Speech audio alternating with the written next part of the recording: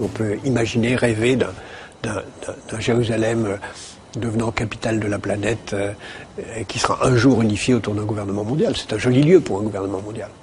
Mais en fait, l'autre situation idéale, c'est une ville qui soit en quelque sorte la capitale planétaire d'un univers. On peut imaginer un gouvernement mondial à Jérusalem, puisque c'est là où serait le point de rencontre de tout le monde. Mais ce qui est aussi le plus vraisemblable, c'est en même temps, est-ce qu'on n'est pas en train de détruire l'influence palestinienne en modifiant cet équilibre géographique? Oui, bien sûr. Bien sûr. La stratégie israélienne, c'est de créer les conditions de l'impossibilité d'une ville arabe. C'est pour ça que... Alors que la population arabe devient de plus en plus présente et importante dans la ville. Dans la ville, mais en même temps, elle est mêlée avec d'autres.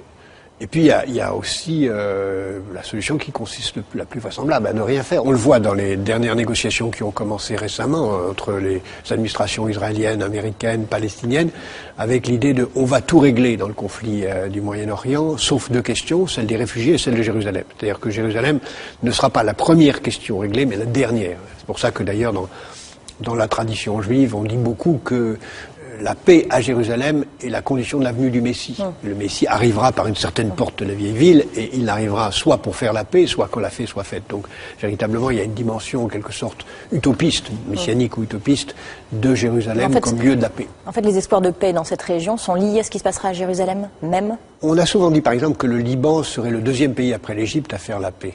Pas jamais le premier. En fait, on se rend bien compte que le Liban sera le dernier pays à faire la paix. Et bien là, de la même façon, je pense que Jérusalem sera le dernier problème résolu. Parce que personne n'a intérêt à céder, ni les Palestiniens qui ne reconnaîtront pas l'indivisibilité israélienne, ni les Israéliens qui n'accepteront pas. Donc je pense que le statu quo est le plus vraisemblable, même si on peut imaginer, rêver d'un Jérusalem devenant capitale de la planète, qui sera un jour unifié autour d'un gouvernement mondial. C'est un joli lieu pour un gouvernement mondial.